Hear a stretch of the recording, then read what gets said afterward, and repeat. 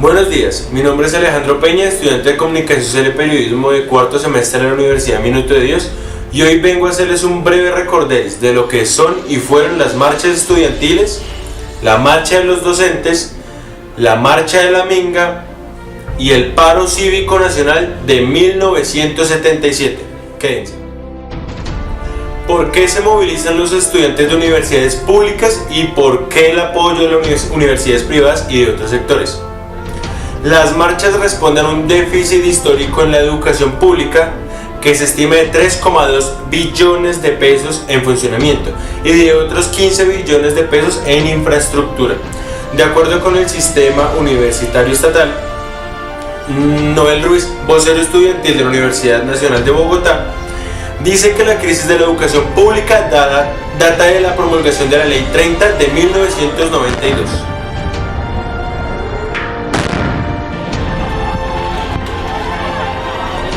Noel Ruiz afirma que desde entonces las instituciones han tenido muchos problemas de desfinanciación, pero no solo dice que van a luchar por los recursos, también lo harán por la autonomía, democracia y por la participación activa que se plantea en las universidades públicas. Hay que salvar este país del castrochavismo.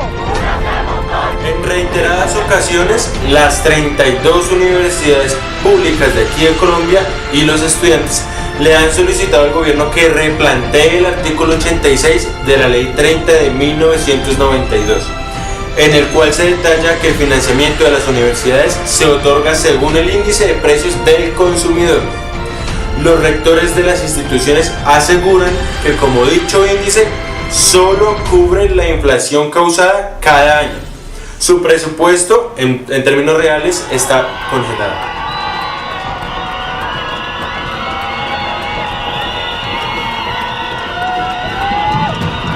Lo que la ministra de Educación respondió fue: María Victoria Angulo insistió que la educación pública es prioridad para el gobierno. Una forma de demostrarlo, pues inicialmente es con el presupuesto de este año 2019. Estamos hablando de que será de 41 billones para el sector de la educación. Fueron 37 billones para el año 2018. Esto representa más del 15% del total del presupuesto de la nación.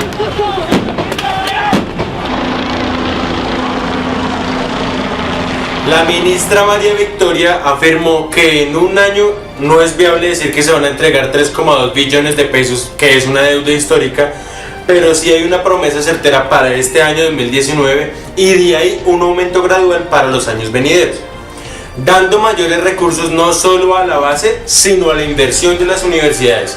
También reconoció la deuda histórica de 15 billones de pesos en infraestructura, aunque dijo que ese dinero es la suma de inversiones que han debido ejecutarse con anterioridad. Ahora les voy a hablar un poco de lo que fueron o son las marchas de los maestros. ¿Y por qué marchan los maestros? El paro nacional de maestros que convocó la Federación Colombiana de Trabajadores de la Educación, FECODE, y que comenzó el 11 de mayo de 2017, dejó a 8 millones de niños sin clases. Llegaron alrededor de unos 40.000 docentes que protestaban por el incumplimiento de ciertas demandas de pliego de las peticiones que presentaron en febrero de ese año ante la cartera educativa. Mientras tanto, las declaraciones van y vienen entre el gobierno y los profesores, por lo que no es probable que lleguen a un acuerdo pronto. Carlos Rivas dice, abro comillas: yo lo único que le pido a la ministra es que tome una decisión desde el punto de vista económico para resolver todas las situaciones que hay. Esa no es la responsabilidad exclusiva de la ministra, a pesar de que haga parte del gobierno. Es responsabilidad del ministro de Hacienda, quien no quiere soltar los recursos. Cierro comillas. Y por consiguiente, ¿qué piden los maestros? El sueldo no alcanza. La principal exigencia es que se cree una mesa encargada de estudiar cuánto debe aumentar la nivelación salarial para los años 2020 y 2021, que de acuerdo con Rivas debe ser de 4 a 5 puntos porcentuales. El acuerdo que hicieron en el año 2015 quedaron en que el gobierno iba a proyectar una nivelación salarial para el año 2020 y el año 2021, que es una dificultad salarial que tenemos por más de 20 años, con la pérdida del poder adquisitivo de los salarios. A comienzos del año 2016, el gobierno decidió que el aumento salarial que para los funcionarios públicos sería del 7,77%, pero en el caso de los maestros el aumento fue mayor, de 9,77%. En el año 2017 fue de 2 puntos y en el 2018 ascendió a 3 adicionales por encima de lo que recibían los demás trabajadores de ese sector. Este último aumento también fue aplicado para este año 2019. El segundo ítem es que no hay dinero para educación. Por otro lado, FECODE marchó también debido a la escasez de recursos que hay para la educación pública en Colombia. Rivas dijo, abro comillas, el presidente Santos nos prometió un aumento de recursos en educación, pero aún hay deudas con los maestros y la respuesta es que no hay dinero para pagar, cierro comillas. Sin embargo, la respuesta por parte del Ministerio de Educación Nacional es que el sector de la educación es el que más recursos recibe, incluso por encima del Ministerio de Defensa. El gobierno destinó 33,8 billones de pesos para educación y 26 billones de pesos para cubrir los gastos asociados al magisterio de salario, prestaciones y salud. El presidente Juan Manuel Santos dio a conocer cuáles eran los colegios, pues los mejores colegios del país. Se refirió también a este aspecto en el problema, abro comillas. Hemos llegado al punto de beneficio económico que no podemos ceder porque no hay recursos. La caída del petróleo nos ha hecho recortar los gastos en diferentes sectores, pero estamos invirtiendo más en educación que en fuerzas militares. En cuanto a la liberación salarial, estamos tratando de aumentar el sueldo, lo seguiremos haciendo hasta este año 2019 y retomaremos el diálogo. Pero sean responsables con los sectores y sobre todo con los niños. El tercer y último ítem es que la salud de los maestros está en vilo. Aunque los motivos económicos hayan estado por encima de la prórroga del proceso de licitación de servicio de salud para los maestros, este ha sido un tema que ha generado escozor y parece estar fuera de resolución o lejos. El proceso de licitación de servicio de salud del magisterio ha sido dilatado en diferentes ocasiones y para rematar la Procuraduría envió un documento al Ministerio de Educación Nacional en el que hizo diferentes observaciones en cuanto a cómo se ha desarrollado este proceso. Falta ver si las manifestaciones serán solamente un elemento para presionar al gobierno a que accedan a sus reclamos o si se podrá llegar a un pronto acuerdo que beneficie no solo a los maestros, sino a los estudiantes que no están asistiendo a clases y que refleja también en calidad educativa del país. Como punto de opinión de mi parte diría que estuve la posibilidad de hablar con estudiantes que van a ser maestros y decían básicamente que es un sueldo mísero, si podríamos decirlo de alguna manera. Estamos hablando de una vida totalmente formada de lo que es un maestro ya con conocimiento y todo lo necesario para irla a instruir a otro ser humano mucho más pequeño, obviamente, lo que es la vida. Estamos hablando de que es un profesor, un señor docente que está inculcándole valores a una persona que va a ser una persona de bien. Por eso, dicho este motivo, estoy en contra del gobierno un poco y digo que deberían ponerle mucha más atención a los maestros, puesto de que están generando vidas, es el futuro de nuestro país. Estamos hablando del futuro de nuestro país, Colombia. No estamos hablando de cualquier cosa, si lo podemos decir de alguna manera.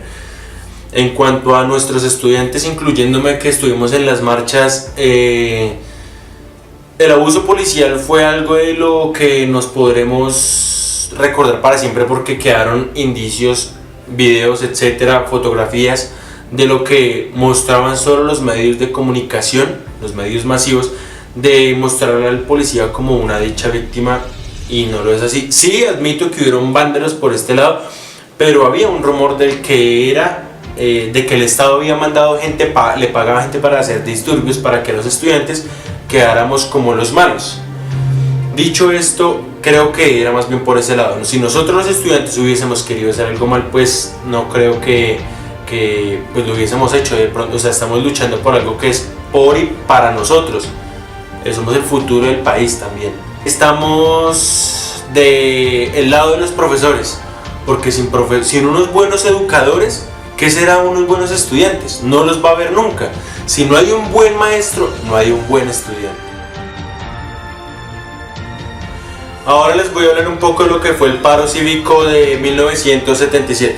El 14 de septiembre del 77 quedó marcado en la historia de Colombia porque ese día se realizó una de las más grandes jornadas de protesta ciudadana, solo superada por el levantamiento que ocurrió luego del asesinato de Jorge Eliezer Gaitán en el 48.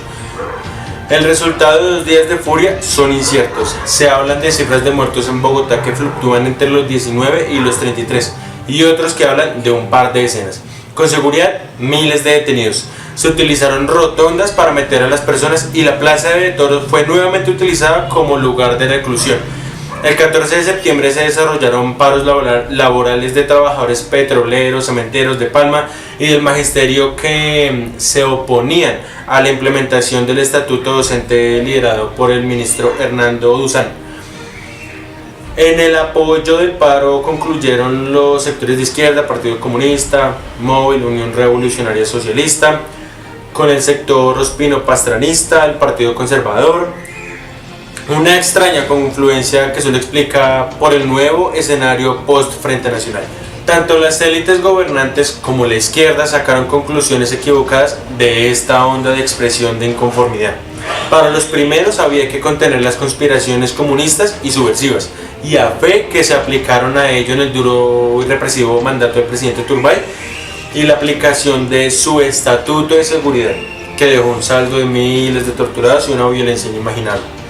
Para los segundos, la izquierda, el paro cívico fue la clara manifestación que estaban adentrándose a un periodo revolucionario y había que prepararse para el asalto final del poder.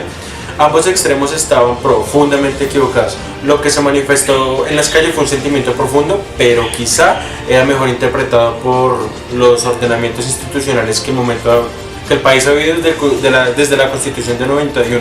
Se ha intentado construir un orden democrático y ejercicio de derechos.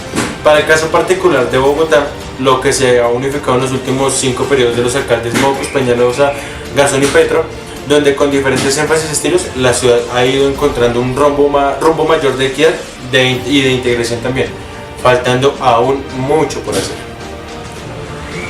Los jóvenes del 14 de septiembre de 1977 ahora son adultos con mejor capacidad de intervenir en los asuntos públicos y quizás, ojalá nuestros hijos e hijas no vuelvan a presenciar y menos a participar de esas muchedumbres enfurecidas en las calles como lo vivieron nuestros padres y abuelos el 9 de abril del 48 o como lo vivieron los bogotanos el 14 de septiembre del 77 o como se repitió hace unos meses una propuesta popular mezcla de vandalismo en una ciudad y un país que sigue siendo en la búsqueda de de democracia y equidad.